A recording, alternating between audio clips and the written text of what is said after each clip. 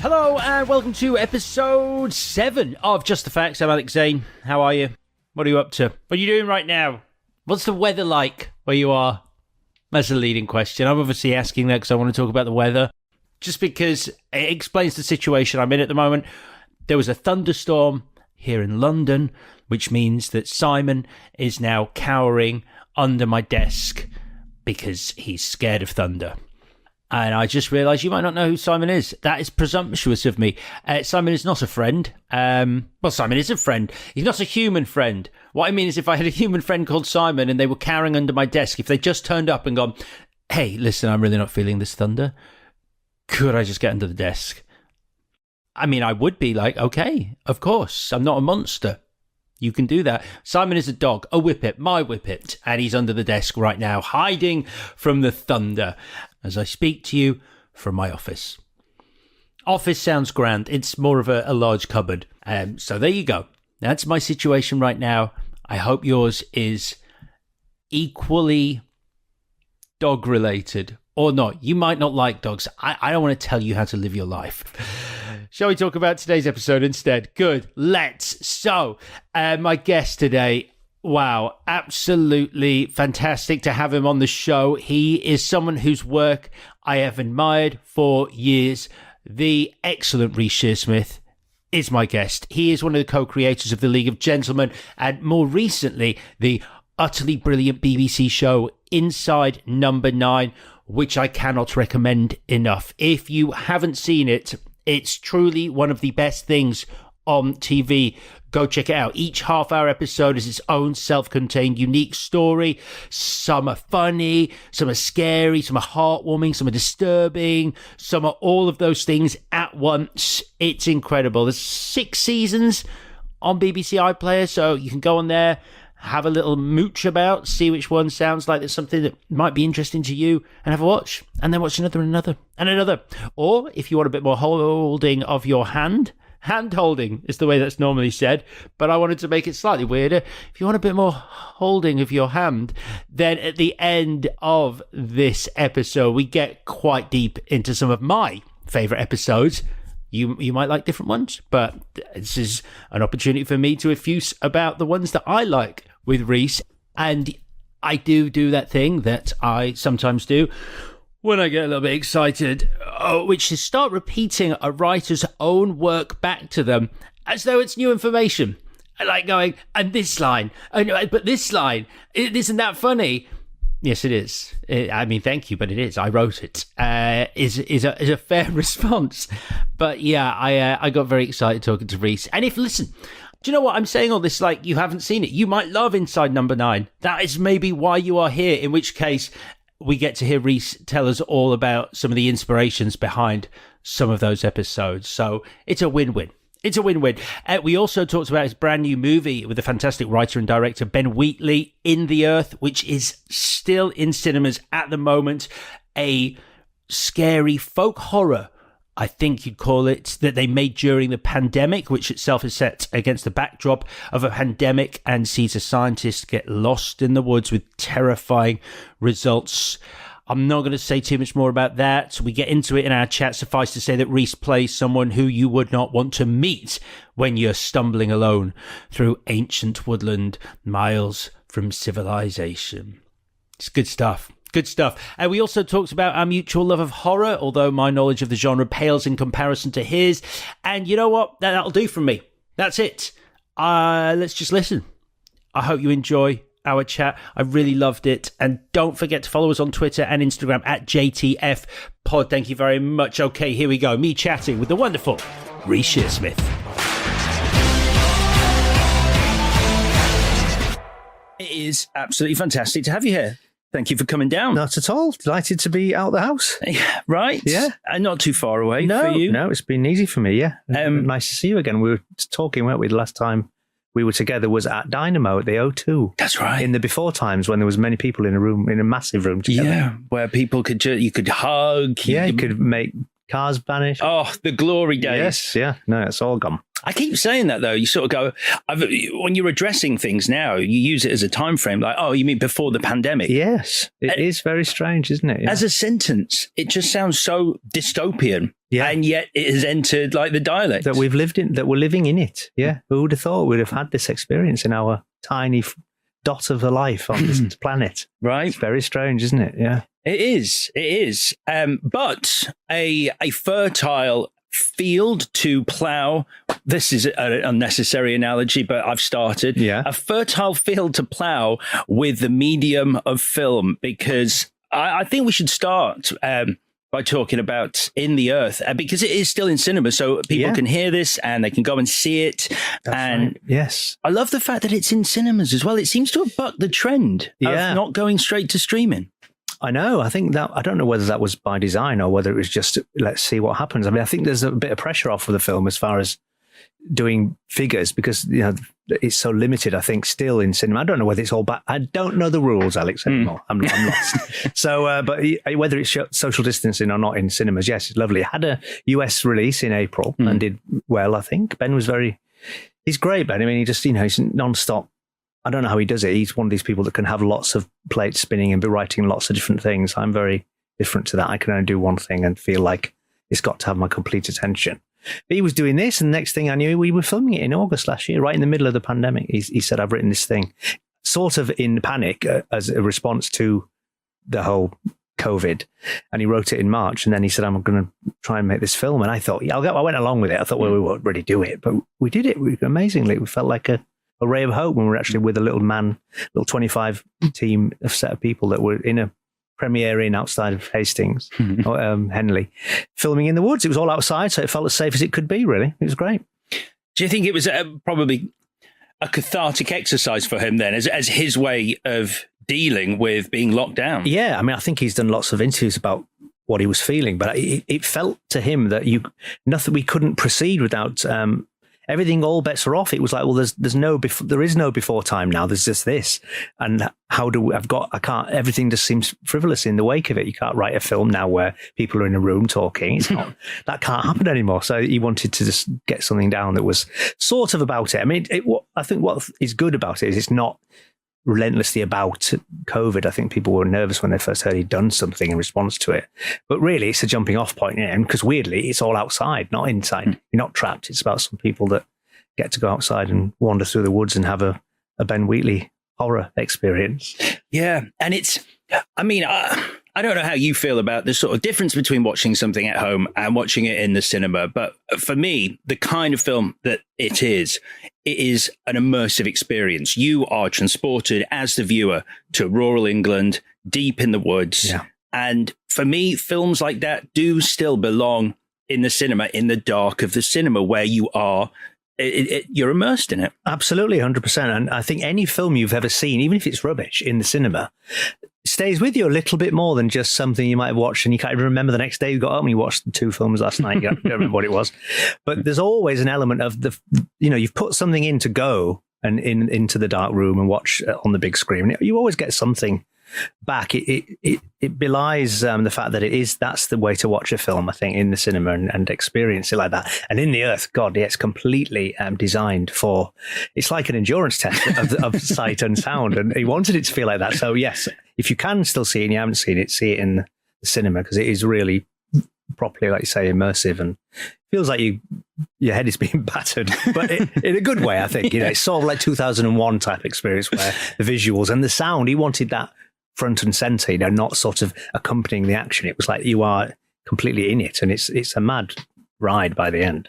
And when it came along for you, was it a nice release? I mean, how was lockdown for you? How was it going before this materialized? Yeah, well, we were filming series 6 of Inside No.9, and we'd done 3 days in March 2020, and then we were stopped. We were the last men standing, I think. We were one of the last BBC productions still going in the wake of everything dropping. So we were just all on our phones going, what's this thing that's coming? So it was stopped. And then we knew that we had series 7 commissioned. So we wrote series 7 in lockdown. We just thought, well, we can do it now. We'll just do it now. Until we are allowed to film the rest of series 6. So then we had a strange experience of filming, of writing together, but not together on computer screens, which is, we've never done that before. We always write together in the room. And so we had, FaceTime on and the page of final draft on the screen, and we were sharing it. And deleting the sentences and going back and forward. But that was funny. But why did you delete that? That was No, have you got that seems to have just gone back? Yeah. So that was happening a lot. But just a sort of exhausting experience, because writing is in. I realised when we were made to write like that a lot of the writing and the ideas is in the off time, is in the downbeats, just waiting, going for a coffee, stopping, talking to each other in the meantime. Me and Steve talk a lot before we even begin writing anything. And this was harder because it was like, right, we've got an allotted time, we're on it, we're looking at each other, we've arrived at this point on the screens. And what we did was, we did manage to do it, it was fine, but it was much more concentrated, more exhausting, and we do much shorter days. I found that we couldn't do it past 2:00 or something, starting at 9 or 10 in the morning. It was like, we're done. It was like such hard work, really, actually. It was quite difficult to just keep that, because there's nowhere to hide. You just sat staring, and you can't really go, you don't realize you're stopping when you're in a room together, because you're just knocking a ball around or just, it's strange around, isn't it? Yeah. You are it's a weird thing, because I don't know whether it's an etiquette thing or a social thing or something that is ingrained in us as human beings in how we interact with each other, but sort of being forced, well, not forced, but just looking at another person. Yeah. And then you like you say, you can't obviously wander out of shot, but even sort of like, having that moment to yourself, your inner thoughts, you're always being dragged back into the immediate moment of having to sort of keep this dialogue going. Yes, there is. It's absolutely right. It's just that weird social thing of I'm on screen and I should sort of keep it going. Yeah. And we're very happy and comfortable in silences. We sit for hours, sometimes probably hours, just both staring, thinking of what's the funniest biscuit or whatever it might be. And so it was robbed of us a little bit doing that way of filming. But yeah, as far as the pandemic, I was fine. I'm very aware of being completely blessed. I'd never go anywhere anyway, Alex, to be honest. Sat in. So for me, it was quite a relief. It was like, now I really don't. Pandemic? Yeah, I don't have to go anywhere now. I don't have to make any excuses, and everyone's doing it. So there we are. Yeah. So yes, I was in a lot of the time, and but busy with that, and with the knowledge that when we could, we would be out doing it again. And then I did a bit sooner than anybody, because that film happened right in the middle of the lockdown in August.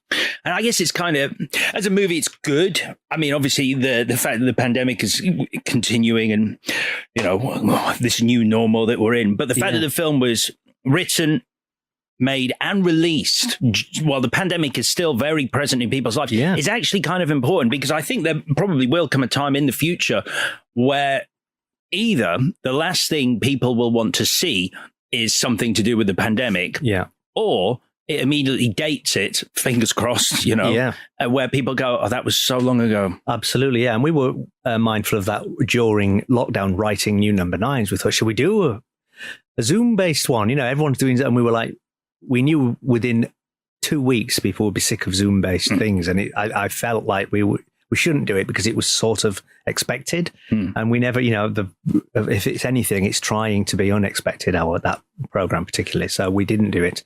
But yeah, I think it will. There'll be a slew of disease-ridden COVID things, won't they? I'm sure. Yeah. I mean, it's very interesting whether I think people will be kind of bored of it, because there was at the start, YouTube, there's such an immediate way of getting stuff out there now. So you've got all these comedians on YouTube going, here's a great sketch. And at the start, you're like, that's funny. And like 3 weeks later, you're like, I've seen all of them. Yeah. I've seen every iteration of I'm on a Zoom call and I'm on mute. Yeah. And I've got the mute on, and press mute and all that. Yeah, absolutely. I mean, we thought that a fun way to do it would be to do a parody of all those bad thing. Oh, you see, now that sounds funny. Well, we nearly did start writing in the way it was like, it was in a bit, I'm not saying because we end up with you. Yeah. It was quite, there's some funny bits in it because it was ironical about all that, those tropes that already appeared and were sort of being rammed down your throat relentlessly already. So yeah, we didn't want to do that. But yeah, the whole thing of the films and content about it, I'm not sure. I mean, whether I suppose it's how it's handled, isn't it? Ben, in a way, with In the Earth, wrote a horror film that's got different genres of horror film within it. It starts out like some weird Blair Witchy type thing when they're camping in the woods, and then I'm in the middle bit, which is more like slasher. And then the ending is like Quatermass. It's more Doctor Who-y. So it gets very science fiction at the end. So there's lots of different bits in it. Your introduction. So you play a character called Zach in it. Did Ben write that for you? Yeah, he did. Yeah. I spoke to him just early on in March just to say, how are you? This is strange, isn't it? And he said, I'm writing then he said it then. He was writing a horror film. He said, there's a part in it for you if you want to do it. And I was like, well, yeah. As I say, thinking he was just doing it for his own peace of mind, but never really knowing it would actually come to fruition. But yeah, he did write it for me. And the character in it of this strange hermit that's living in the woods away from the disease that's ravaged the city and has been there for however many years and has sort of constructed his own reality in his own strange way of mysticism and worship. And it's all very strange and religious as opposed to the yin to my yang, which is this character that Hayley Squires plays, who's a scientist. So it's sort of mysticism and spiritualism versus science, really. That's the idea behind the film, thrust of it, I guess. And he's been in the woods for ages. But the interesting thing for me was Ben said he's sort of related to the character of Whitehead that I played in A Field in England, which is the other Ben Wheatley film I did in 2013, black and white Civil War. And that was a great part. And I loved doing that. And he was a coward, wheedly little man in that, and this was very different to that part. But yet, I like the idea of across the millennia of time, they were somehow related. Yeah, shared universe. Interested. Yes, exactly. I think all his films are somehow linked. Yeah, he's got that in his mind. Yeah, the canon. It's a really good introduction that Zach, your character, gets, and it's a combination for me of two things. It's the look you give, but just before that, it's a horror trope, but he does it very well, which is where you are not quite sure as the audience whether you've seen something or not. And if you were meant to see something, is there a figure in that shot hidden in the undergrowth or not? You know, the kind of thing like Mike Flanagan does very well in The Haunting of Hill House, and James Wan to a lesser degree in Insidious. There's slightly more jump scares, but where there is something in the back of shots and you're like, did I see something? It's always the worst thing when things are far away. Yes, absolutely. It's one of the great things that's always so scary about the Ghost Stories for Christmas. The Lawrence Gordon Clarks from the 70s. They are filmed so brilliantly and they're so simply done, but he's got such a keen eye on what is unsettling, and it's always that. It's that there's something far away in the corner, or like the end of Blair Witch when he's just stood facing away at the wall with the little handprints on the wall. It's so strange. Don't look now. The creature in the little red Mac in the corner at the end. So yeah, you're right. The arrival of Zach is similar because I'm sat in the undergrowth, quite far away. And then I said I want to just turn my head like an owl, almost 360 degrees if I can, and then just stand up. Yeah. So yeah. When you're creating a character like that, because obviously you have, as I think was just proved in the last answer, an encyclopedic knowledge of horror cinema and horror in general. So you're looking at Zach on the page. Are you inevitably going to go, oh, that's like X from X that I'm aware of? And then do you lean into that, or do you sort of go, oh, I can't do that because that's that. I can't do that. Is it a help or a hindrance having this vast knowledge of characters that Zach might be a bit like? Yeah, that's interesting. I mean, I think you can't help but think as soon as I saw that he ends up chasing them with an axe. Spoiler.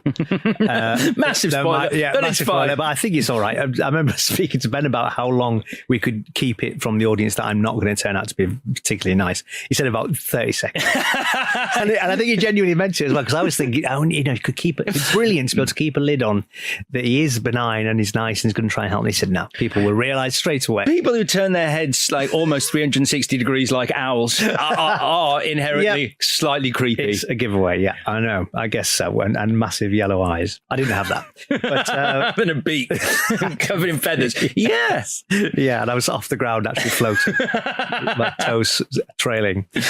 So it's hard. Yes, it is hard to sort of magpie other parts. But also delicious, because I wouldn't do that. I wouldn't, because then you'd be accused of it and people would be able to see it a mile off. But I hope I just bring all I wanted to do with that part, and any part really, is if you believe it, you just got to really believe it, however outlandish.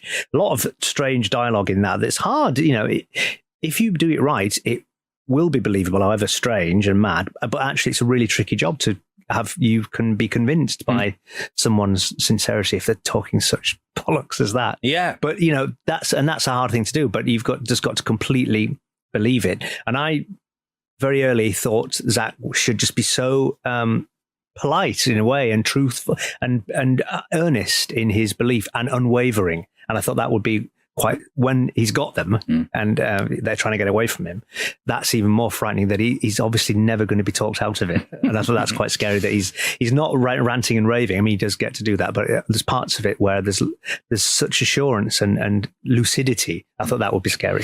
And there's also that thing. I imagine you and Ben Wheatley are kind of kindred spirits in that over your careers, you've both mined the pitchiest of black comedy for laughs. Yeah. And there's certainly a moment in this, and I will leave the context out because this is certainly a spoiler, but you do have a line that just made me cackle, which is, "Oh no, you're going to have to take me to hospital." Which is yes, of course. It's so funny and so bleak at the same time. Yes, absolutely. I mean, that's great. I mean, I've spent, like you say, a career trying to mine that delicate line, and when you get it right, it's fantastic. When it's frightening and funny as well, and the release and the mechanics.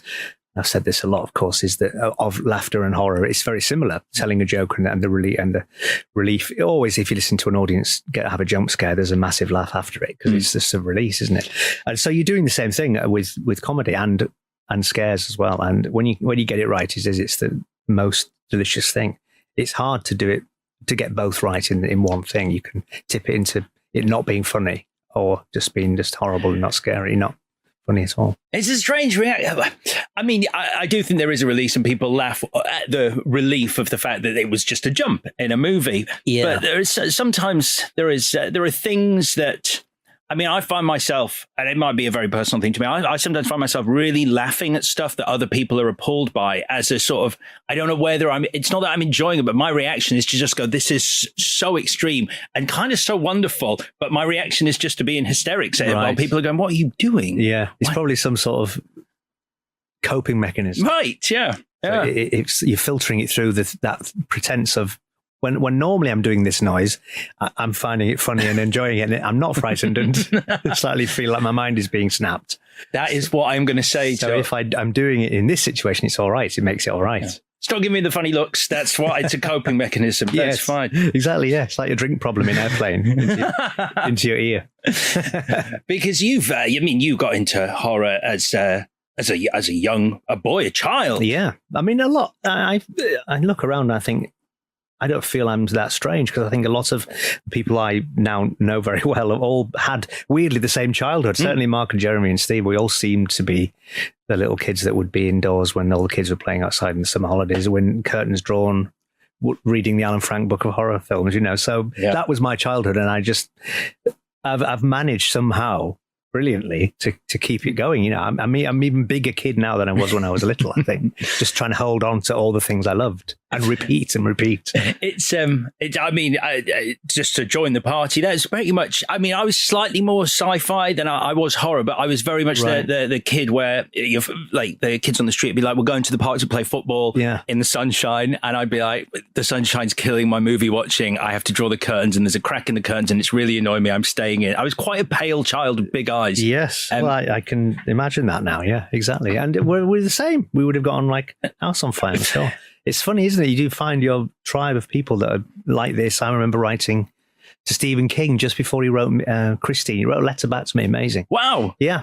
To say, keep at it. Because I was saying I was writing little sketches and things. And he was very, it's fantastic to think, and, amazing to think he responded like that just to some kid who wrote him a letter from Hull. He was just about to do Christine. I think I've written about Pet Cemetery, but amazing. To read his book, what's it, Stephen King on Writing? You read that and you can imagine that is the kind of person he is, where he is a champion of people who are committed to writing, because I think he says in that book, it's like this crazy thing that people go, I want to write, and it's like, do you read books? And they're like, well, no, not really, I don't have time. It's like, well, then you're not going to be a writer. You have to read books to write. Absolutely, yeah. But it all stemmed from then, Edgar Allan Poe and Stephen King, and the late night horrors, finding them tucked away on BBC Two when they used to have those double bills of they'd have a Universal and then they'd have a colour one about 1:05 in the morning. And it would be Curse of the Werewolf or something with Oliver Reed or something. And then, they were so brilliant to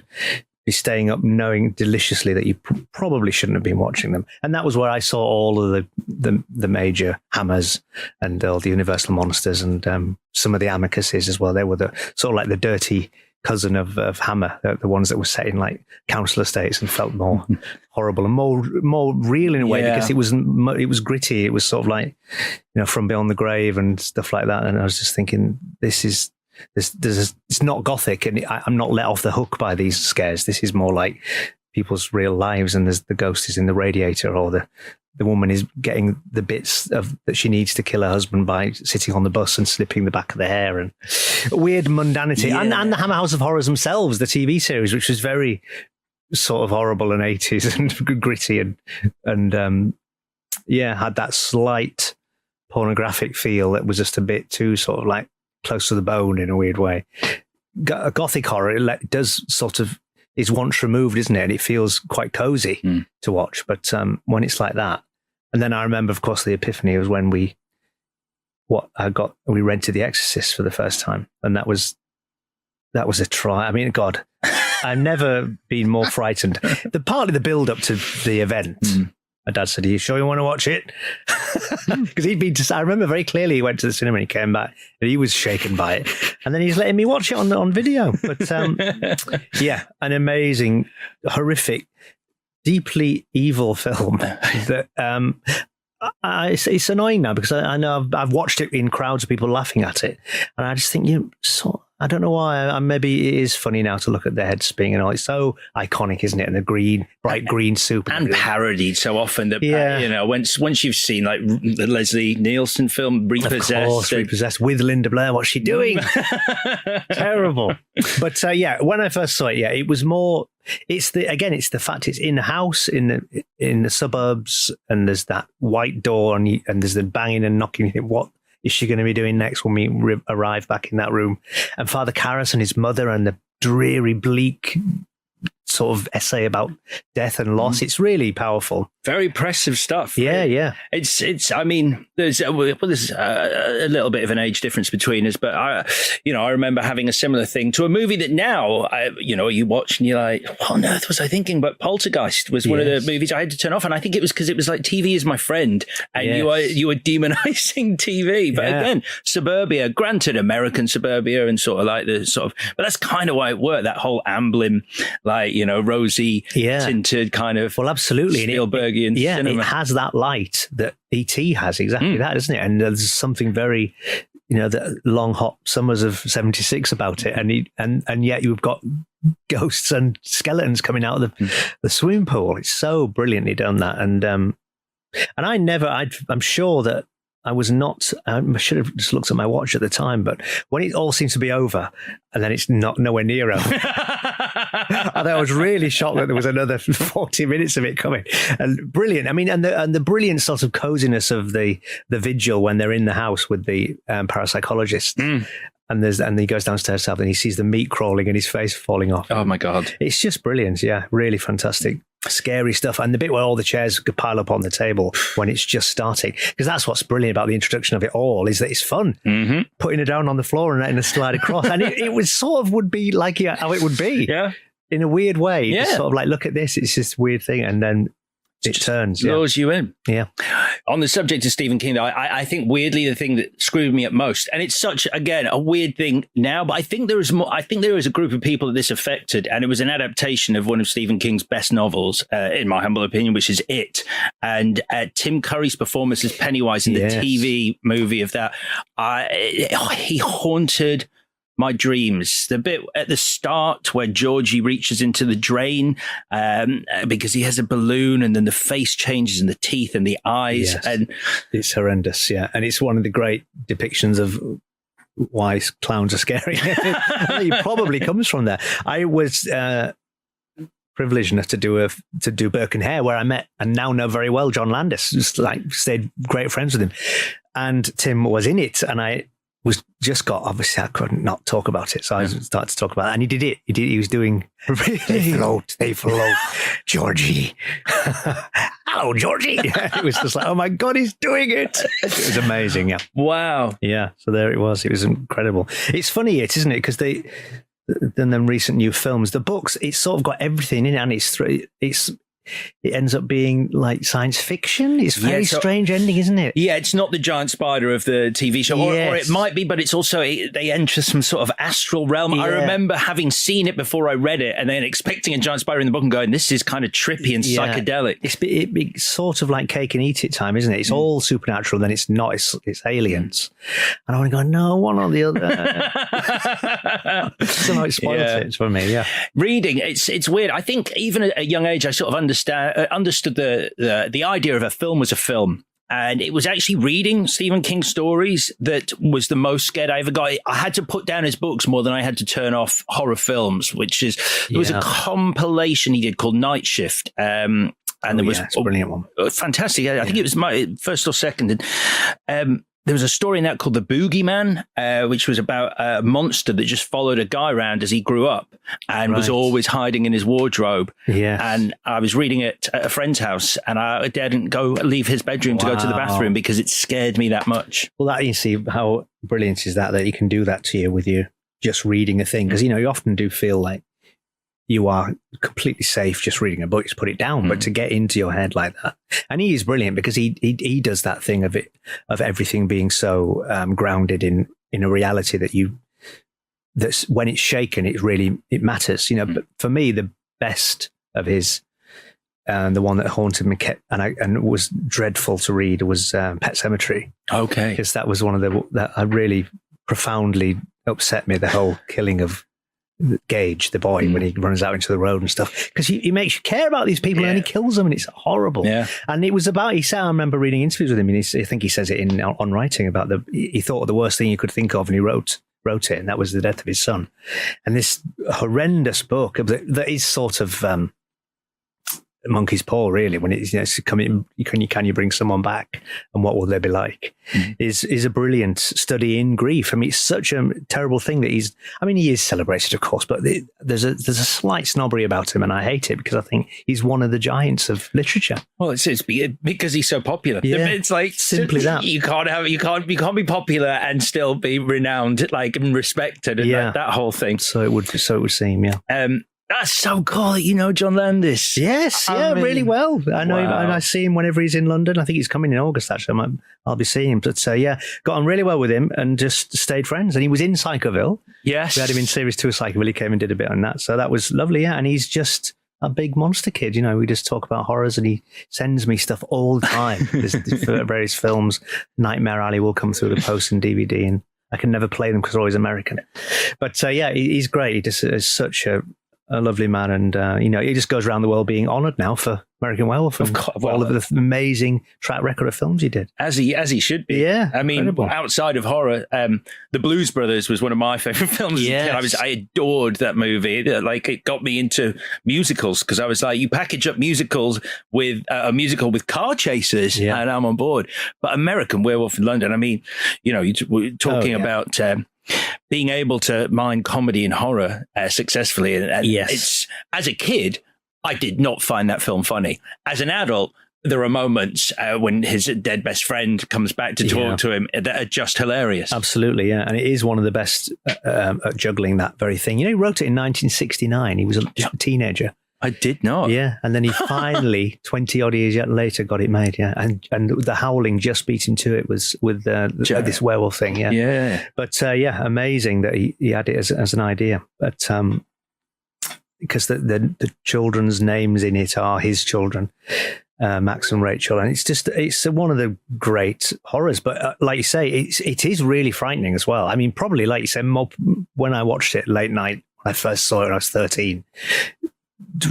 Deeply frightening when he's in the woods running through and he's naked and he finds himself in the hospital bed. Yeah, things like that I'd never seen before, where it was all out of kilter and like a nightmare is, where it's all wrong in your head but it's all happening in real life. That was really well done, I thought. It was for me. It's the bit that was from our part of the world, the Yorkshire on the moors, yes, when they visit the slaughtered lamb, and I think, again, you've seen that sort of like the old village pub and the locals, sort of like, scary locals.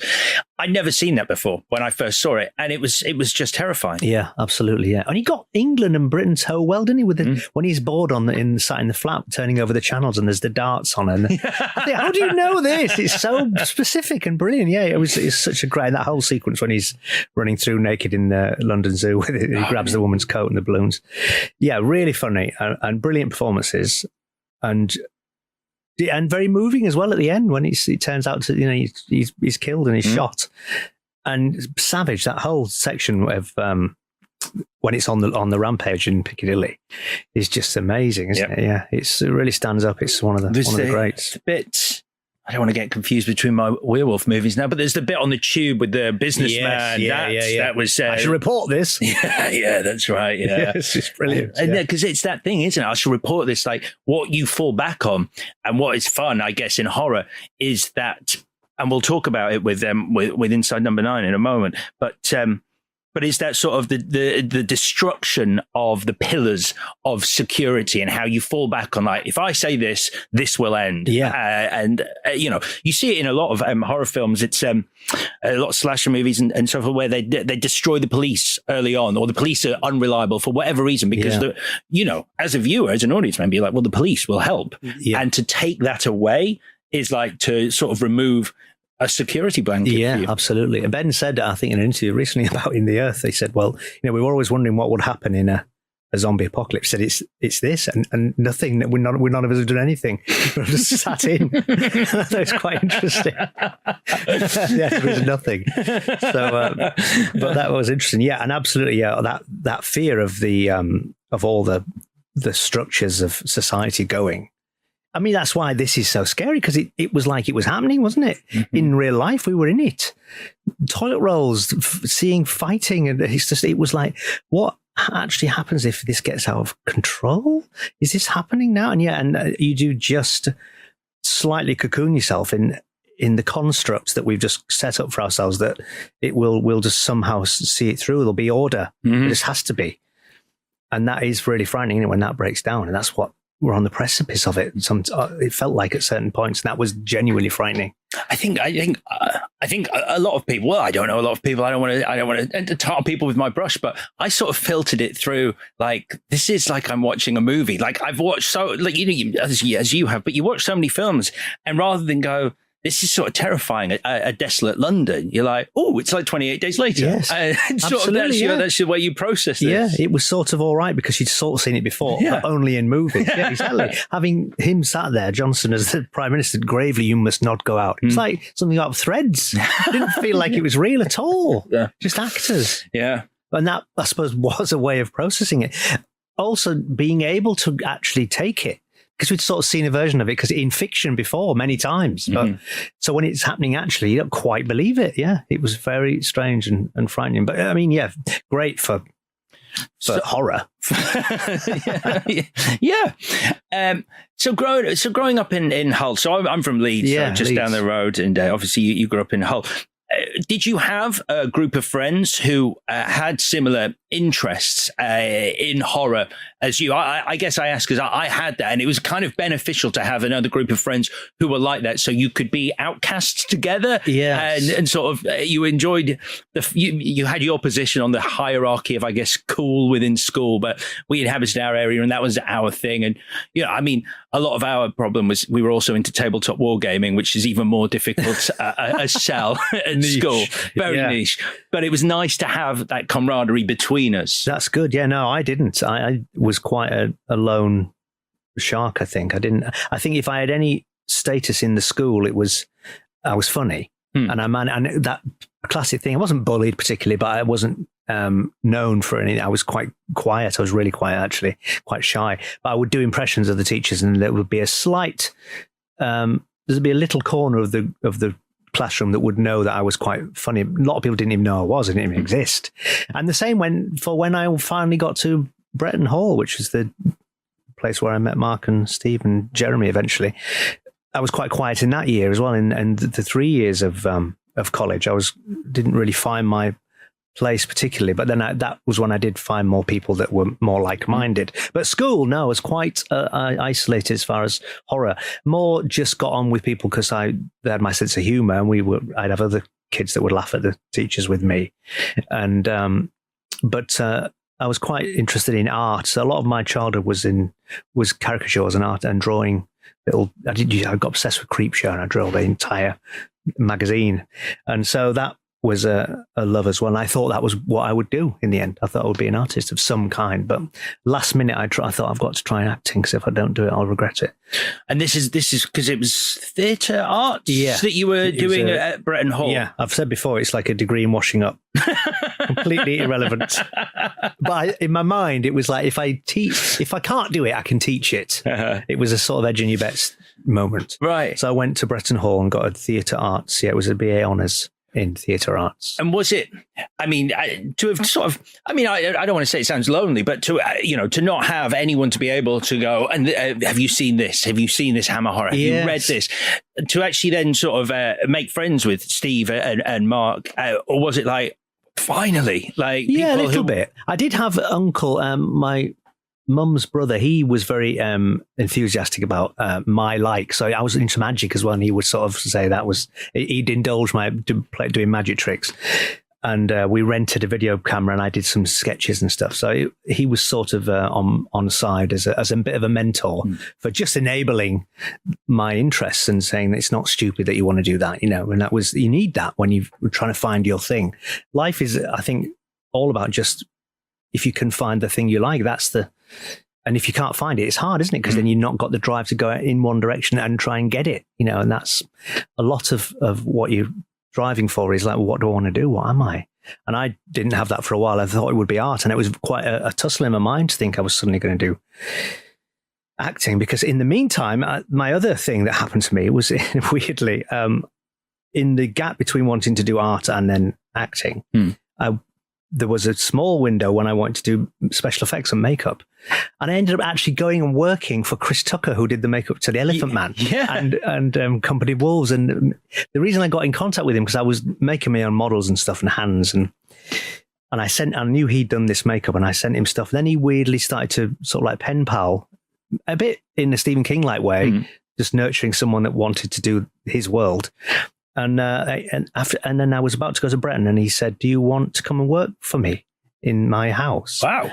Bit weird, but I went, and I did it for a few months, and then I just couldn't bear it. In the end, I left. It was like being in Castle Dracula. I felt like Jonathan Hart. I thought, what's the setup here? I looked out one night and he was scaling the wall in a cape. And I thought, no, I'm going. That's it, I'm done. So I left in the middle of the night. I literally got a taxi and I fled. You fled? Because in my house, in my bedroom, there was the Elephant Man's head and Gregory Peck's head from The Boys from Brazil. And I loved it to start with, but in the end, I thought, I don't know how long am I here? There's no setup. There's no mention of money. No, what is this apprenticeship? It's my life. I've just volunteered to come and be trapped in this man's house. So I went, and I had slightly missed it. He had slightly missed the bug that I had about that world. It was like probably like 2 years too late. Right. And I felt terrible because that opportunity for someone else who wanted to do it was it. It was like the golden ticket, But most of my time when I was there was spent slush molding the makeups that were sent around the world, foam rubber heads of for all the Phantom of the Operas. Oh, wow. The musical had just happened, and he'd done the makeup for the disfigured Phantom. So I was doing. So it was specific to each actor. Yeah, each actor, and it was all these slush mold makeups that just had to be farmed out. Loads of them: Toronto, Chicago, London. Yeah. And I was just doing this quite boring, like being a baker. I guess after you've done about 10 of those, you do flee in the night. Please let me do something, because he got all to do all the best stuff, aging people and stuff, but you can't do that until you 30 years later, And I was like, I'm not doing this. So I went. Anyway, so yeah, that was a weird diversion in the middle of it all. And then, yes, my art teacher, who was the one that was the great champion to me, Mr. Uliart, was the one that suggested very last minute, if you want to do acting, maybe Bretton Hall is a place to go, because it's sort of like a degree, but it is ostensibly a drama school for 3 years. You do have to do essays at the end, which was a bit of a shock for us that thought it was a drama school until suddenly it was a degree course and you had to do essays. I did that. I just went to Leeds, and it was affiliated to Leeds. It was in the middle of nowhere. You get told about cabin fever when you go there, because Bretton Hall is in the Yorkshire Sculpture Park. Yeah. And I think it's all gone now. It's just it's a hotel or something. But when we were there, it was all the Henry Moores. Beautiful. Yeah, the Henry Moores. Yeah. But you are warned of, like, you can go, it's like Jack Torrance time, proper overlook. So we were just there for 3 years on campus. It was it was sort of not very, when we were, I think it got better when we were left, but what was good about it was it left us to our own devices, and we started to do our own stuff. Well, you talk about being left to your own devices, and obviously you met Mark there, like you say, and Steve and Jeremy, and you formed the League of Gentlemen. And I guess, jumping ahead, when I say you get left to your own devices, initially you put together the Edinburgh show, and you take the show to Edinburgh. And I was too young.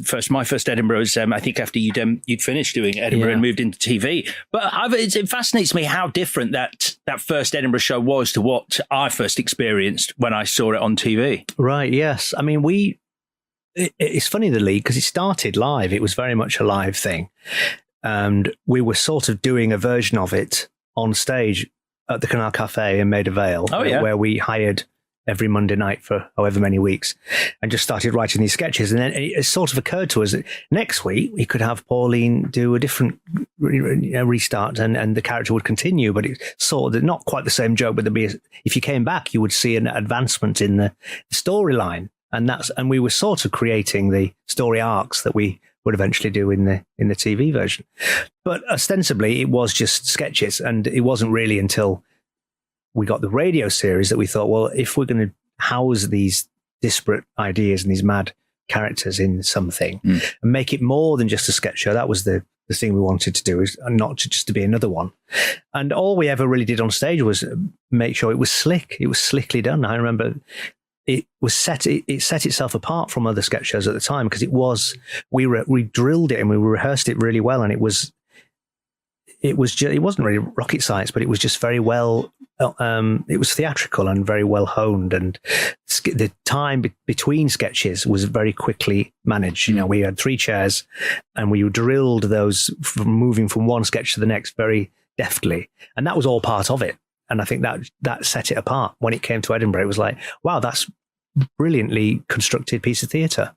And it had to be on our terms, though. That was the thing. It was like, you came to our thing, and that was it. We never fared very well when we were in on a night of a bill of stand-ups, because suddenly we were this sketch show that was a fourth wall thing, and the stand-ups were always better than us because they were talking to the audience and getting direct response. Which, and I guess that bled into a lot of sketch shows, where sketch shows became self-referential, and quite often, and still today, you find people who go, what will be funny is if we then go, this doesn't have an end, for example, yes. or sorry about that didn't work, did it? Yeah.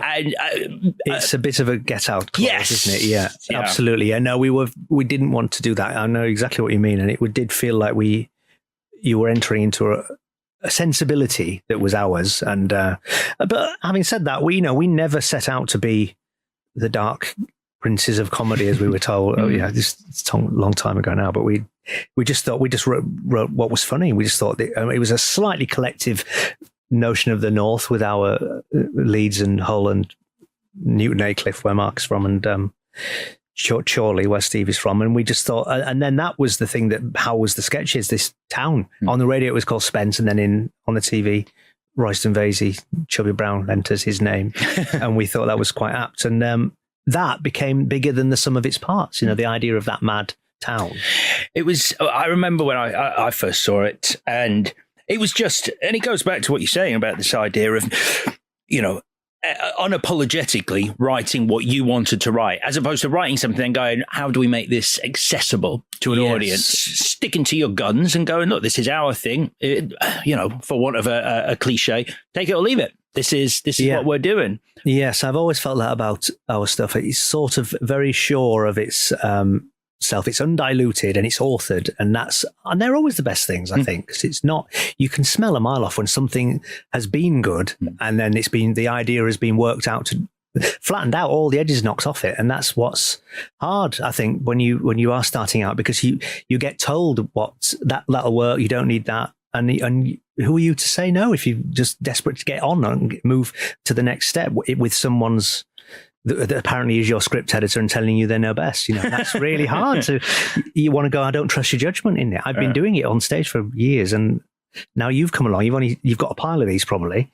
You're giving me these notes, and then in a minute you're going to be looking at somebody else's. It's that famous Ricky Gervais story about getting notes on a scene in the office, and his saying to his editor, "Don't implement any of them and send the same scene back to the BBC in about 3 hours." And he did, and the notes came back going, "Thanks for putting those changes in. It's now perfect." Yeah. See, it's harder to not. I can't complain because we have very little, in fact, no interference, and it's an amazingly privileged position. Jeremy Dyson, and I tell him about our situation with No.9 where we write them and they're sort of made.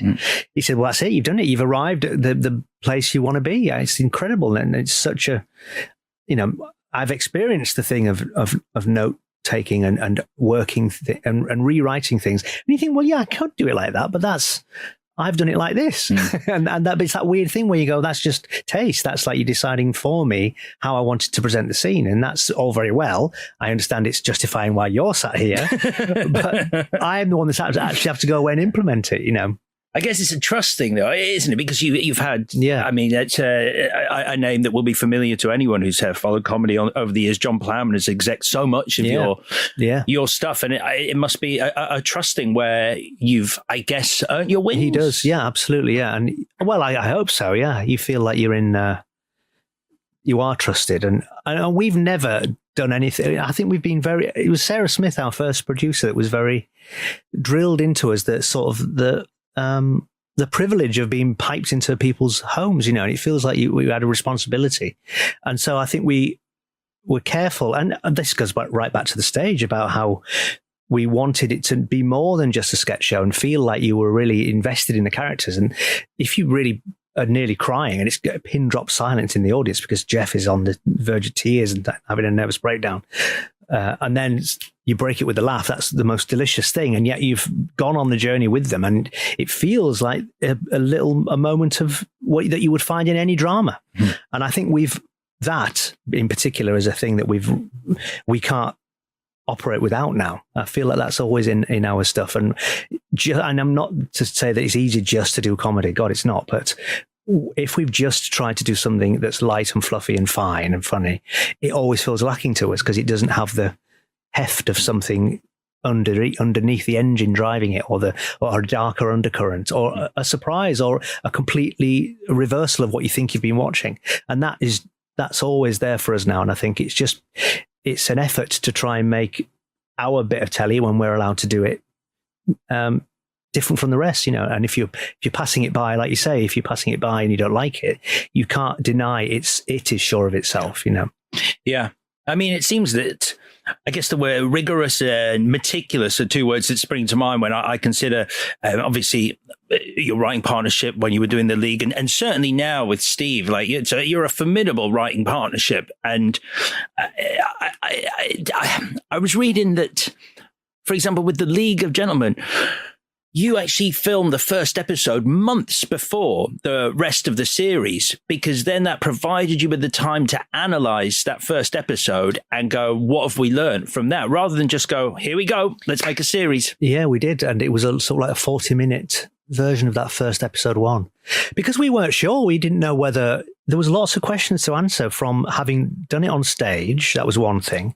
And then they had this strange incarnation on radio where we really wanted to embrace radio and not see it as a stepping stone and enjoy the aural joke of it, and embrace it in the way that the goons embrace sound effects. And some characters completely created for the radio. Dr. Chinnery killing the animals, we thought we could have the sound of whatever he's doing, and that will take you a long way. Yeah. So some of those things were literally written for radio, and a lot of it we didn't want to try and just, people were like, how are you going to do it? It's so visual. But we just, we tried to do it and embrace it. And then when it came to the TV, it was suddenly like, right now, how do we do this? Is it all in studio? And do we do it with tuxedos? Is it like 3 of a kind? No, we're just going to not have outfits, or we'll just have one outfit and very quickly sort of almost surreally be the different characters? Or do we completely try and populate this town And in the end, I think we did a bit of both as an experiment. We did the local shop sketches on a set, and we did the Dentons on a set with an audience. And we all much preferred and Pauline, we decided to do more Mike Leigh and very real and almost like gritty, like piece of drama. Mm-hmm. And so despite the fact Steve was Pauline and it was a man in a dress, he was just Pauline. It was a woman arriving in a horrible, smoky filled restart room with a load of depressed men and talking to them like they were worthless and yet completely filmed like a documentary. And we thought that was the better way to go rather than big and possibly more cartoon-like. I mean, you might say it's still quite cartoon-like, but we tried to make it more, it suited the tone of it. And I mean, it's all weirdly skewed because the league, we couldn't win the battle at that time in 1999, by the way, that's how long ago it was, of not having a laughter track, but we'd really fought to try to not have a laugh track. We thought you don't need to be told where to laugh, and it ruins the feel of it, you know. But by the third series came, everyone was doing it, and we were allowed. But one and two, we went in and we fought the corner to try and not have it, and they were like, "I just think it is so strange. It's good to just have an indication that it is meant to be funny." So we had to have it, so the audience knew that it was apparently a comedy. Oh God, yeah. I mean, you touched on like Royston Vasey and creating that place. And it's weird. I think there's a correlation between Royston Vasey and what you do on Inside No.9, which is isolation comedy. It's a fascinating thing. Like I was watching a much different series not so long ago, The Terror. Yes, I really got into that. I loved it. Yeah, it's great, wasn't it? Yeah, amazing. I didn't know what to think about it. Week upon week, I was thinking, where is this going? I knew nothing about it at all. And it was the best way, of course, to watch anything. And it was thrilling. So strange and odd and frightening, and a brilliant character piece, wasn't it, as well, for the actors? And oppressive. And again, the reason I bring it up is because it's, you are transported to this place. And for most of the series, at least, you are on these two decaying ships trapped in the ice with nowhere to go. And I do feel when you're creating mood and tone like you do in your work, like trapping characters somewhere also traps the audience with them, and you are inevitably drawn into whatever mood. They're separated from any kind of normality. Yeah, absolutely. Yeah, and particularly with the number nines that are all very claustrophobic just by the nature of the conceit, that they're all going to be in some sort of housed in some building with a 9 on it. I mean, we often get people saying, "Why do you want on a bus?" And it's like, yeah, all right, what happens? They just think the 9 is just to be slapped on something and then you've got one. That's the bit we spend the most time on. That's every week. We've got the twist, we got the build at the carry. They all come. It's how do we crowbar in the 9? We can't do it. Can't think of a way of getting a 9 on it. So that's not the thing of it. But yes, they are all very tonally different. But if there is one thing across them all, it is a claustrophobia with the fact that these people are in this situation, in this plight, in this place. I feel like I've been building up to this because I kind of have in my own little way to talk about Inside No.9 because it's truly one of the greatest shows on TV. It's absolutely fantastic. It does feel to me at the moment when I was talking about coming to do this interview with you today and I was talking about Inside No.9, does it feel to you that there appears to have be more talked about right now than ever before? There appears to be a buzz about it, that it's grown into this thing. I hope so. I bemoan that it's not known enough for my liking, but I think, and I was away, I was doing a play in New York when the 4th series went out, and Steve said it felt then like it was just getting a bit more known. I mean, I don't know how many you've got to do before anyone knows it. We're on to start to film the 7th series soon. But I think it probably is a little bit more. Maybe it's that there's such an amount of them now available on iPlayer that you can go back and get these one hits. You know, there's 37 episodes just to be able to go back and consume in any order that you like. And so that's a great body of work, isn't it, to be able to go back and discover it all. And if you've not seen it, I can't quite believe you've somehow passed you by. But if you don't know it, you don't know it. I always think that. I mean, we do it for us. It's obviously we spend all our lives doing it. And when we're not doing it, when you not see us doing it and it's on the telly, we're thinking of the next ones, you know, and it's amazing. They keep recommissioning it. Who knew that we would 2012, we thought the first one is more episodes than Country File now. And it's ridiculous. The quality is maintained, if not increased, in my opinion. You know, everyone has their favorite episodes, which is the way it works, which is the wonderful thing about it. Yeah, absolutely. It's that's the nature of an anthology, isn't it? But what it affords people is the ranking, which is the thing that I can't stand. People, every single series is like, right, put them in order. And it's like, you don't get that with any other. Imagine putting ranking a series of IT Crowd or whatever it might be in order. You just get, or not going out, you just watch them on. Mrs. Brown's Boys, right? So 3, 6, 1. Well, of course, they're all individual stories. You're going to hate the next section of the show then, where we go through my favourite episodes. That's fine. Everyone has got a different favourite. It is interesting though, because I mean, for you, like it feels like a dream show. And I know it wasn't an immediate yes by the BBC, despite your body of work. They were initially like, well, what is this again? Yeah, well, we had the meeting about whether or not we would do another series of Psychoville. We'd done 2 series and a Halloween special, and we had ideas for a third, and we went in not knowing what this meeting was going to be. Normally you sort of know. And very quickly it was jettisoned. It was like, and what's next? And we were like, oh God, right. Okay, that's it. That's the end of Psychoville. And we just said, out of sort of response from having done Psychoville, which was very narrative based and a big long story where you couldn't wait to watch the next one, and it was our answer to sort of 24 at the time, and the big box set where it's a cliffhanger ending and you can't wait to watch the next one. There's very much a big overarching story that you were hooked into. Let's do one-off stories. Let's go back to the anthology. No one's doing them. I mean, they were very out of favor. It was like the received wisdom, I'm always saying this, was at the time, why would you return to watching something if it starts again? Yeah. It's like, well, there is a heritage of a lot of these programs that do exactly that. And in fact, now, actually, I think there's more of them out there. There's much more. There's American Horror Story, and Black Mirror, of course, is an anthology. And each week you get this hit. And I think it's more appealing to people now, rather than how many hours of my life have I got left to commit to this brilliant box set that's 20. It gets good by season 7. It's like, how many?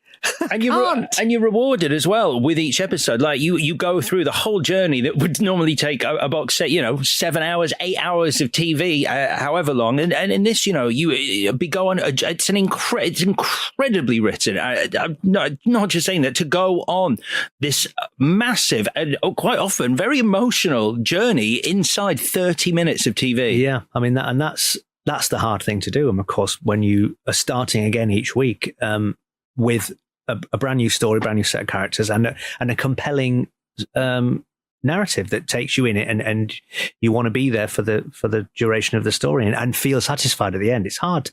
It's like doing the pilot episode of a sitcom where, and they're always notoriously the hardest thing because you're setting everything up, and we've only got that time to do it and complete it and finish it. It also affords you the great freeing thing of being able to kill people and have great heights and great lows, because you're not saddled with the consequences, because the next week it's done and you go on to the next thing. So there are pros and cons for doing them. I think mostly it is the amount of storytelling. That's what I think is great about number 9, and people don't get it.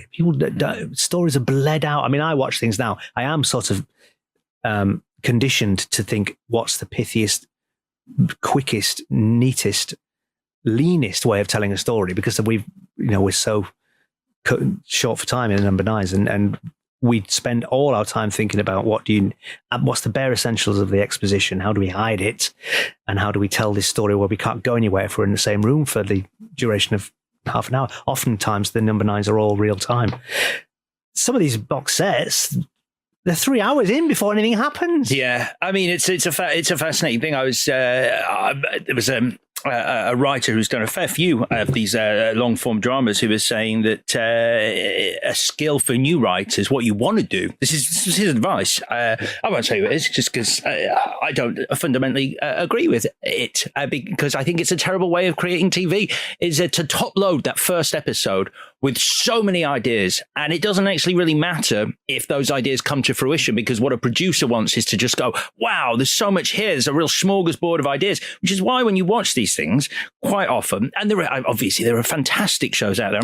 This isn't a blanket statement, but sometimes you will watch a series and go, that's an amazing first episode. Yeah. And then the next three will be treading water before they even bother to pick up some of the narrative threads in that first episode. And Inside No.9, it's incredible how efficient the writing is in that show.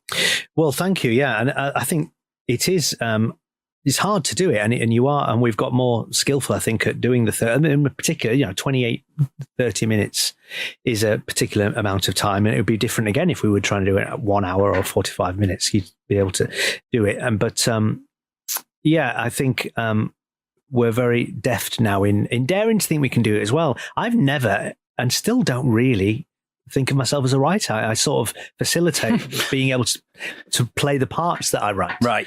Because then I don't get thought of for anything, but it's nice when I write these things and I think, well, I'm going to be playing that. So that's a nice thing, And then I read things like, No.9 would be great if Reece Shearsmith wasn't in it.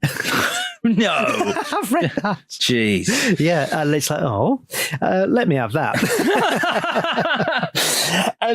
I do want to talk about some specific episodes, if that's all right, just because Yes, there are episodes that I love, and these are ones that particularly stand out to me. And again, everyone has their favorites, but I think I've picked a handful here that I think also show just how eclectic the show is in terms of you being able to pay homage to things that have inspired you and just some amazing ideas. So I'm going to start with this, and it's a bit of an anomaly in the Inside No.9 world, because it was a live episode. All right, yeah. But for people of a certain age like myself, Deadline is the name of the episode, and it is one that you did live.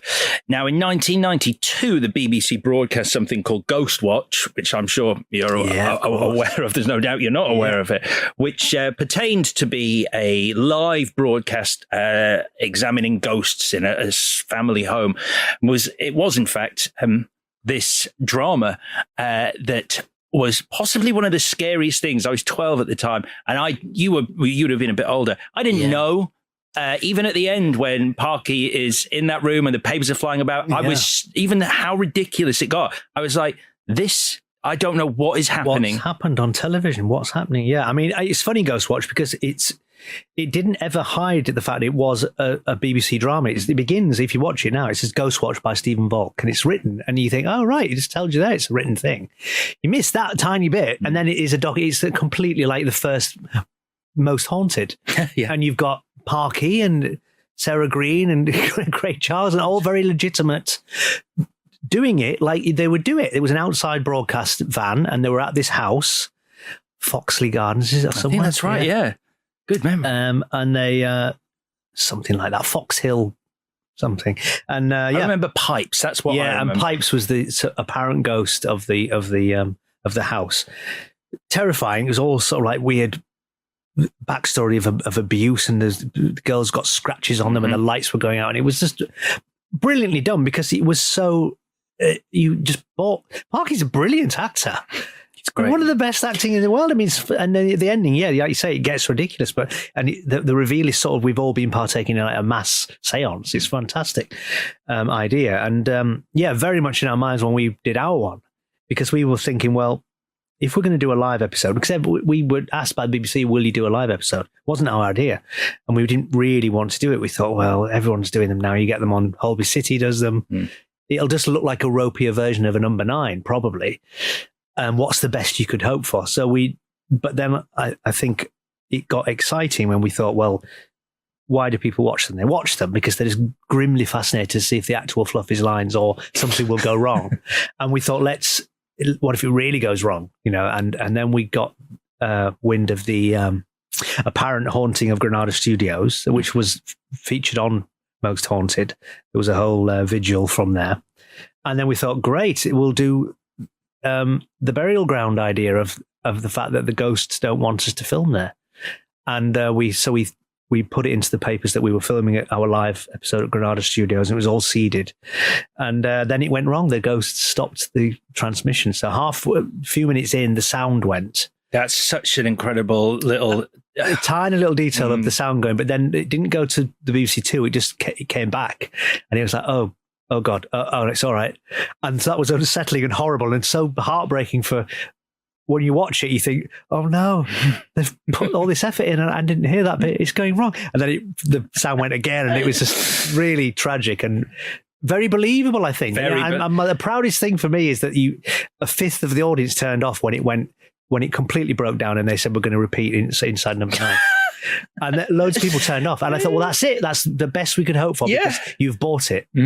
And we were very pleased with that. And did the BBC... I just remember years ago, and again, talking about sort of the blending of horror and comedy, I think it was Andy Kaufman once wanted to do a thing on his show in the US where the picture broke down on that, and the lines would come across the screen and people wouldn't be able to see what's going on. And he wanted to do it intentionally to mess with his audience, as was his way. And the network said, absolutely not. People will turn off.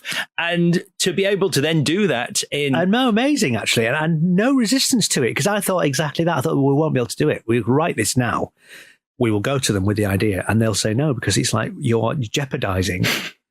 You got a Halloween special, and people might think it's gone wrong, which is what you want them to think, and they'll turn off, or they'll just be disappointed in it. Why would you entertain trying to actively make that the best version of that it could be? And we were just like, well, I think Patrick Holland, who eventually commissioned it, was taken with the script. He liked it as an idea, and he liked the strange sort of fragmented kaleidoscopic nature of the storytelling when it gets out of hand, and it's sort of like the ghosts are sort of giving you information, showing you bits of the Almost Haunted from Granada Studios. And then we have the weird bit with him falling on the stocks. What was he called? Bobby Davro. Yeah, Bobby. Oh God, Bobby. Don't touch him, don't do a thing. So we got Lionel Blair suddenly in there.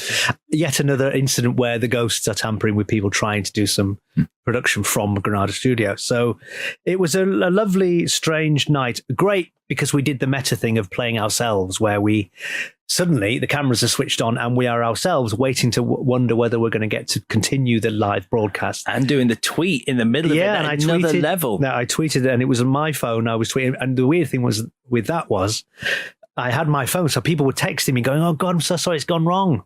Darren Brown texted me saying, bugger. And I think, yes, we've got him. If you've got Darren Brown, you know it's working. Well, that was good. I thought this is something he would do completely. So that was great. And I live tweeted it. So it was sort of like on, and we would turn over the television and the news was on, and the actual news. And so it was all very legitimate. And a one-time only thing, really. I mean, it still works if you watch it on iPlayer a little bit, but you never get the feeling like you did on the night. It was great on the night, because it was like, wow, what's this mad thing where it's all going wrong, you know? I think I mentioned it earlier. It's that breakdown of the structures. It's a show that has suddenly stepped outside itself. When you've got the commentator, what is it called? The woman who links together. When she appears and she's like, "Oh, sorry," all the sort of stock phrases. I'm afraid we're having technical difficulties. She was great as well, and she completely embraced the whispering background as if something's in the booth with her when she's doing the announcements. We wrote those links, and then we said to her, "What is this like? What you would be given?" And she said, "Well, what would happen was you'd have less." This would have happened, so it would be a bit panic stations, and I would have to quickly think of something to just say very quickly. And so this is maybe a bit overwritten. So we were like, oh, just do it then, do what you would do. And so she sort of did an authentic version of how she would have gone. And we're sorry about that. We'll try and get back to that as soon as possible. So it felt as most authentic as it could be. An interesting few little tweaks that we made very late in the day as well that helped it. That very first bit where the sound went, we had in the script that it went to the BBC Two side, and then someone said, that wouldn't happen. It would be if the sound came back so quick, they wouldn't have reacted that quickly to it, because it'd be people sat never thinking it's going to go wrong, and then they'd be alerted to it like 3 minutes in, and then they would quickly run to the machine and put the BBC Two logo on. So it would pass them by probably the first time. So we're like, oh, right, great. And that was actually one of the best bits in it, that the sound dips and then comes back and doesn't immediately go to the transmission breakdown. But it is, you're right, that thing of when telly goes wrong and you get we're having problems, it's frightening. Your heart starts to race. What's happening in the world? Why is this thing that's always correct and normal and works not working? There's something very I don't know what it is. It's a psychologically deeply rooted, unsettling thing, isn't it? When that really is, when that happens, really is. It's like the warm duvet of normality has been ripped away, and you feel very exposed. Yes. Just watching it on your own, you feel very naked. Yes, it's true, and to tap into that in a thing about ghosts was good. Yeah.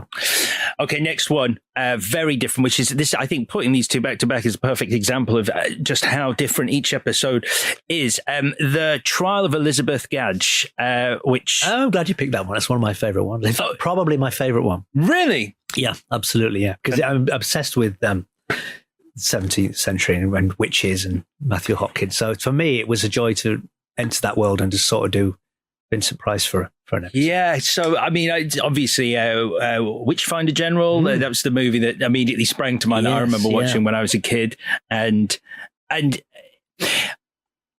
you've got. I meant to ask because I think you once said that you don't write with people in mind because you're never sure if you're going to get them. That's right. Yeah, but David Warner is just so wonderful in that, and I imagine you writing some of those lines that he said, and I'm going to apologize before I do it, but I just can't help myself when I want to repeat a line. But having David Warner in David Warner's intermitable style, just say things like, "Tell us more about the ass kissing. Was it right on the hole or just on the cheek?" It's like, did you know it was going to be him? No, we didn't, and thrilling to get him back because we had him in League of Gentlemen's Apocalypse, of course, which stars Alex Zane as well. I was in I'm an extra. I eat a grape, and because I'd never done acting and came from a stand-up background, was petrified. All the camera had to do was pass me, and I pick up a grape from a feast, and it was scary. Very, very well. Thank you. Yeah, you haven't aged a minute.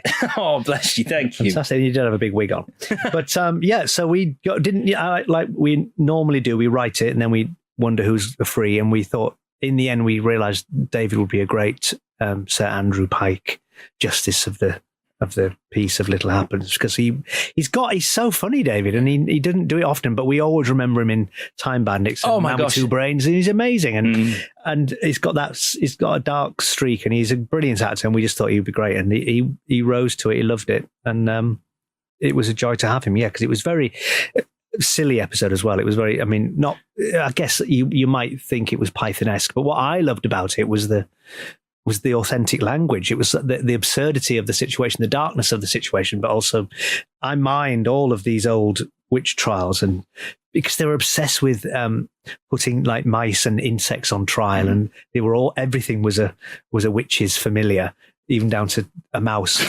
turning up and put Snowflake, putting it on trial. And these mad rules that suddenly condemn you or not, and then they can be turned on you in an instant. And it's ripe for pricking the bubble of the absurdity of it all, and deeply horrible as well. So that was a perfect world to do. And that time series, I think it was only second series, wasn't it? That one we hadn't done a period one. We thought, let's do a period one because we can go anywhere and do anything. So it was nice to do that. Change it up like that. Those are characters that I would happily see in a series of their own. I think it's... I could easily do 6.5 hours of Warren and Clark wandering the English countryside. Good. Trying different people for different things, And that was the fun thing about having them as these sort of celebrities that turn up in the town, and they light up the town because it's like, wow, something's actually happening here. Nothing happens. It happens. Yeah, it was great. What's the other great David Warner line? Christ in heaven, it's transformed itself into a bottle. It is a very, very funny episode. Yeah. There's another line in it when he says, someone says something about something happening. He goes, yes, I heard of it. 'Twas in Leeds. Yes, yeah. I'm surprised you don't remember that one. Yeah. 'Twas in Leeds. Yeah. It's a great episode. Okay, I've kept you a long time here, but as long as you're all right for time, I do have a few more that I'd like to talk to you about. Of course, it's a lovely thing to be to trawl over the world. Good. Yeah. I don't know, because it might be good practice because you're doing an evening with Steve talking about this exact kind of thing. We have our lovely, and you'll enjoy this book. It's a really good. It's the book you would want if you're a fan of Inside No.9. It's all the. We go into in-depth, all the HODs, heads of department that have done interviews for it, and we speak a lot about the gestation of every episode from 1 to 5, So there's 5 series worth in it. And then I think there'll be additions when the other series comes out. Mm-hmm. And it's just great. It's got all backstage pictures. It's got Guillem's storyboards. It's lovely. It's a big coffee table book of stuff you've never seen, which will be. And it's was the Insider's Guide. Insider's Guide to Inside No.9. Yeah, so that's out at Halloween. Yeah, and I mean, there's no point me telling people because I believe it's sold out, but you are doing a stage talk at Barbican. Barbican. We're going to do a Q&A to sort of launch it, and I don't know who is going to be doing the interview. Maybe you. Hey! Okay, next one. Bernie Clifton's dressing room. Right, yes. A wonderful story you and Steve play. Weirdly, like some of the first comedians I saw on TV, like when I sort of hit the age where I understood what comedy was, just before I sort of Rick Mail and Adrian Edmondson entered my sort of sphere of knowledge, it was the double X, the big sort of glitzy floor, shiny floor show comedians like Cannon and Ball and Little and Large. And you and Steve play a comedy double act who were big in the 80s, who are reuniting after many, many years. Yeah, and it was really the thought that we'd not really done a number 9 where it was just a two-hander that kicked off the idea of that episode. Particularly, I said we should do one where it's just us two. We've never done it. So then we thought, well, how was that? And we thought, well, maybe a sort of Sunshine Boys type thing of a reunion of a double act, and they've had a rift in the past, and it would be fun to be able to play on that. Arse end of variety time. And maybe do some of the old sketches and see them re-rehearsing it. And we'd got the thought of the reveal at the end, which I don't even know if I'm allowed. I could spoil it. No, don't. Well, anyway, yes. But so it was just fun. Yeah, it was great to do it. And again, strangely, it hit with people in a way that we never expected it to. We thought it was a good one, but I think the ones that make you cry, and there's been a few, are the ones that people take to their hearts. It was very moving in the end, that one. And and Christine, the 12 Days of Christine, which is the other one everyone loves, I think do things upset people and move them in a way that I think they're not expecting to feel like that with what we do. And that's what's maybe blindsides them a little bit. And that's the same thing. I mean, you do feel for Len and Tommy by the end of that episode. Was there, I mean, I only ask because obviously you've worked with Steve for so long now. Was there anything autobiographical in that? I guess there's the bit where Steve's character is stealing the line, stealing the laugh from your character. I think I remember hearing a story about where, this is going back to your stage show, where Steve was playing a coach driver, but he was getting the biggest laugh by just raising his hand. And I just wondered whether you tapped into that. Yeah, there was an element. Well, there is an element that Steve says that I do that on stage. A little bit where I look out and somehow think I've won it just by looking out. So I just take that they're laughing at me and not him. But there was an element. I mean, certainly when we ended up with the art department bringing in pictures of us from League of Gentlemen 20 years ago as young men and putting on cheese and crackers and looking at these leaflets of this supposed bygone time and thinking, this is us, we are it, we've got this life between us and this picture. I mean, we're made to look older, even older in the program, but nevertheless, it was a little bit like we've had a life of acting and being a double act together. I mean, there was Marcus in the mix and Jeremy, but as far as like the last few years of doing this, it did feel a little bit autobiographical, but not in a bitter way. I mean, I think if anything, people used to say about us when we did the league, and now do we argue or do we have fallouts? And we never do. I think it's and we don't because it's successful. We're doing all right. It might be if we were failing, I think there might be more heated debates. But we're very comfortable with our lot now. When there's nothing more to prove to each other. We're not bothered about, oh, you're driving it this week and you've got a much bigger part. We don't care. We write the scripts and there might end up, we look at the end and think there's not a part for either one of us, or there's not really a big part for you, but you can just do a little part. So we're not bothered. It's the thing of the nines at the minute now is that they're just good stories and then we'll cast them. And the caliber of the writing that you're doing now, is as good as, if not, is some of the best work that you've ever done as a writing partnership with Inside No.9, which I think might surprise some people. Not that it's a set rule, but you do sometimes find that some of the best work people produce is at their hungriest, which is at the start of their career. Absolutely, yeah. And I've talked about it before. Like Neil Sedaka says, the hungry years, and that's when you you want it, and you've got all the stuff in your head, and you want to get it out, and that's when you're making your mark. And it is hard to maintain any sort of surprise or blip in the canvas of the media when you've done it and you've got known for a thing. You know, we got made our mark with the League of Gentlemen, that dark streak of comedy. What do you do after that? What's the next thing? We came back with Psychoville, but you never expect any.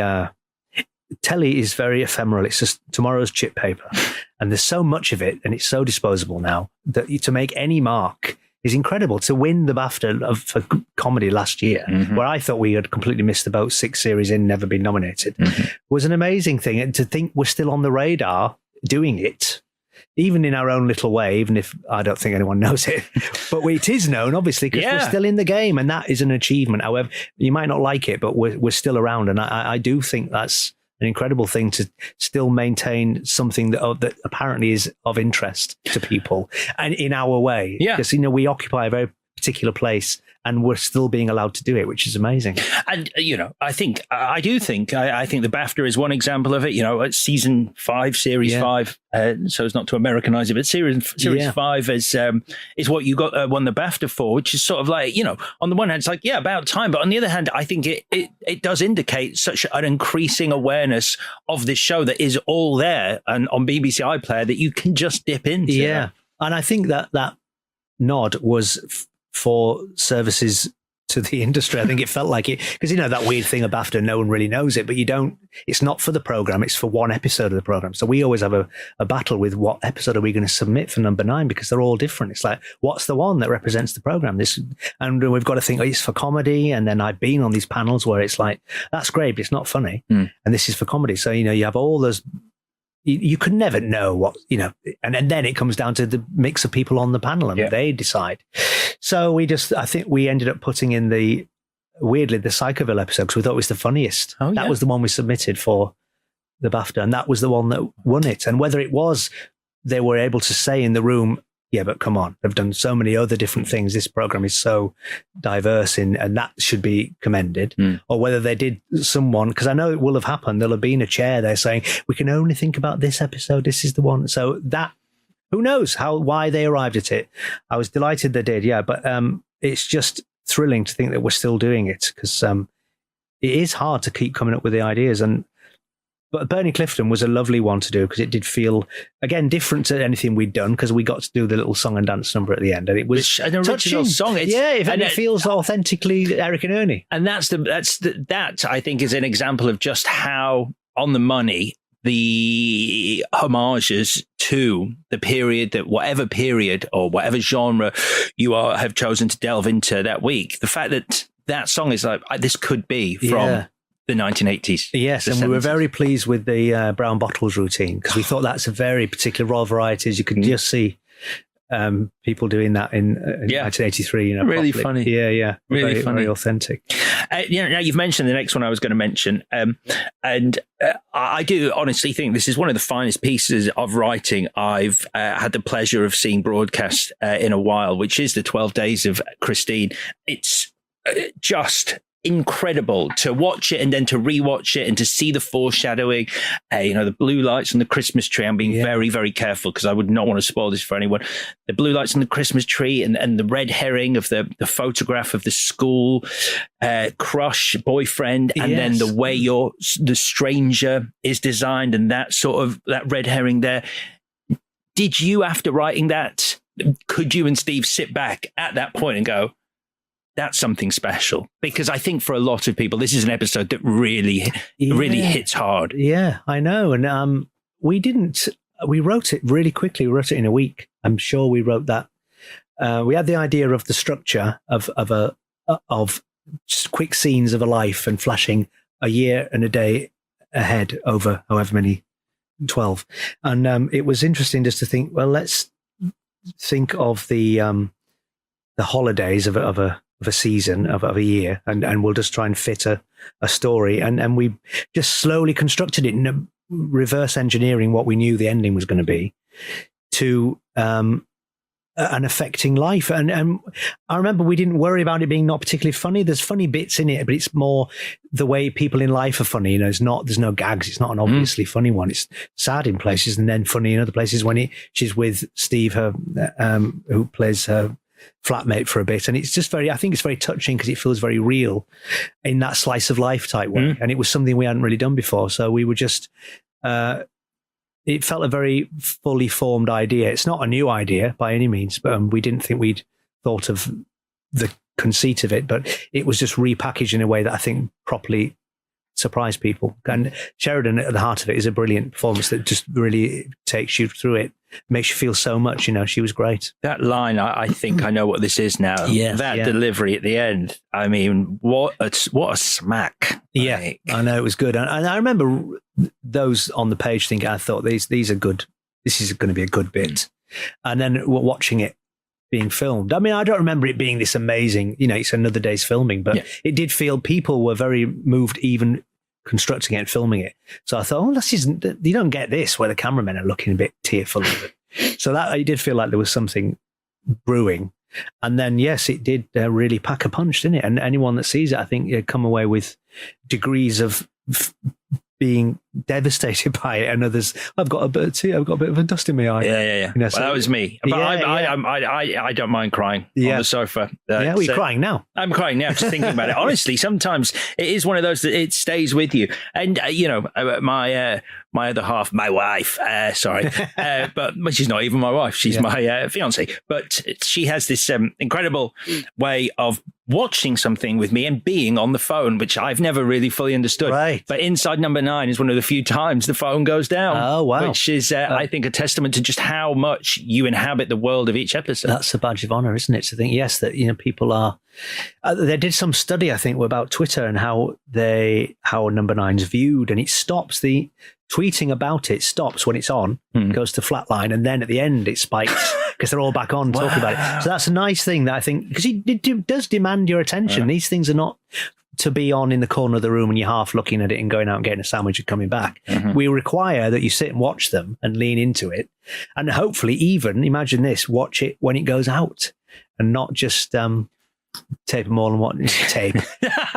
You know what era I'm from. You know, have them all on ready to watch when your viewing pleasure. And I think it is one of the few things that, and I've heard this, that people still do want to tune in and watch it, so it's not spoilt.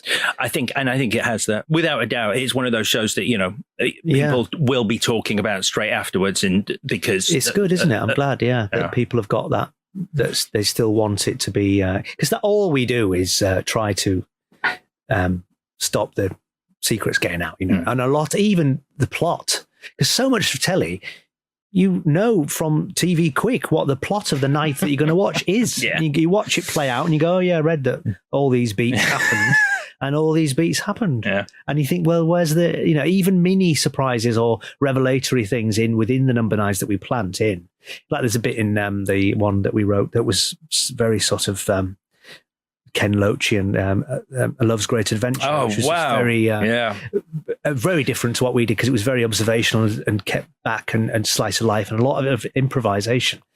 And there's a bit in that where for a few scenes you think that Steve is the and his wife are the mum and dad of this little boy.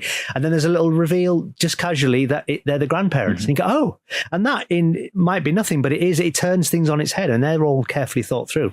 So those moments are twists and turns within the narrative that just keep you leaning in and make you question what you're watching. And we try to do that a lot, even if it's not overtly in the conceit. I mean, the biggest example of something where every 10 minutes everything changes is the chronological order one we did, Once Removed, where the story's going backward. And each time you see the scene after 10 minutes earlier, everything you've thought is cleared up at the end of that 10 minutes is slightly not what you thought it was when you go back. I mean, it was so complicated to write. That was a headache to try and write that, but fun to do. But I guess you've kind of set yourself a level that you have to maintain because of the quality and because of the people. I guess, you know, there are people who love it, and then there are the fans of yours and Steve's work who are very smart and not set out to pick holes, for example, in your work, but will be aware if you have perhaps missed a beat or... Oh, yeah, absolutely, yeah. I mean, they're the biggest, the harshest critics are your fans in a weird way. I mean, we did one about fans. Yes, Simon Says. Simon Says, which was a great episode. So good. We love doing that about... Well, it came from reading about the... and we never watched it, so we didn't really get what it was all about, but the very upset some fan base of Game of Thrones that were very unhappy with the ending and wanted to sort of petition to try and get another ending. And That's what right. world are you in where you think for a minute that might happen? But we thought, what if that plays out and then someone has got the power to sort of go, I know better than you now. And it was the ownership of an idea and a creator and a fan of that work. That's a very interesting area to look at, even though, it was never really about, it's not an essay in what we're experiencing, but we know it and we're fans of our program. So we're, I think, fully allowed to explore the notion of being obsessive about things. I am, about horror films and things. So it was just interesting. It was great fun to do the power shifting between the fan who knows better than the creator who's dismissive of, you've got no input in this whatsoever. Yeah. And yet that weird thing of without the fans that are keeping it going, where are you? What have you got? Nothing. Yeah, I would say it's interesting. I was going to talk to you about that, and then I was like, I don't fully understand what my position on that is, because it is such a fascinating question where, who owns it, really? Yeah. Who should be thanking who? Yes, it comes down to exactly that, doesn't it? Yeah, because on the one hand, you want the person in a weird way that's creating it to not be infected by what he knows people think about the work and like about the work. And then on the other hand, you think, oh, maybe it's good that because then you get fans that very quickly latch onto that, don't you? And so it's fan service. Yeah, I think people thought that we'd copped out a bit when we did our Psychoville episode, and it was like, what? We thought that was a great surprise that we went back to those characters, but some people didn't like it because it was like, you've run out of ideas. Right. And it's like, wow, you don't give us a fucking inch. No one else gets the scrutiny we get. No, I can't believe it. That's what I mean. You fucking look at anywhere else at the amount of detail we try to put into these fuckers. Anyway, but I mean, you have set yourself this level where people are more demanding of you than I think any other show. So yes, and I taught myself out of thinking that. You're just weird and paranoid about the fact that you get such a absolute laser sharp scrutiny over it, and I think other things don't get this. But at the same time, that's great because other things are wallpaper TV. Yeah, I guess. Yeah, and if anyone is talking, good or bad, let's be probably pleased with it. Yeah. And the fact that like the Twitter graph that you're talking about, I had a terrifying fact the other day that one of the streaming services was commissioning scripts now that are explain the plot so repeatedly and what is going on so simply, because they are aware that now people are watching things on the phone, that now they have to make TV that you can be on your phone while you're watching a show. God. It used to just be after the advert break that would do it, maybe once or twice, and now it's all every 30 seconds. But building it into a script, simplifying a script. Yeah, I know. It's unbelievable. And then we are trying to do the opposite way. It's like you've got to really work hard to pull out what's going on. So it's not for everyone. I do. I'm briefly going to mention this episode because I love it. Yeah. But also because, and I'm going to again keep it spoiler free. The Devil at Christmas, is an episode which I believe, as the director calls it on the commentary. No one's going to see me doing inverted commas, but the denouement. I don't think that subject matter has. It's rarely.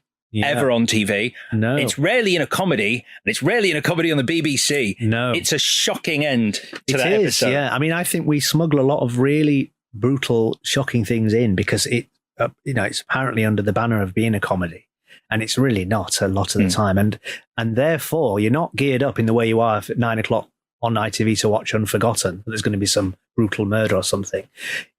Coming to this thing, even though it's at 10 o'clock, expecting something funny, I think the power of the shocks are greater because you're in a different headspace and then they hit harder.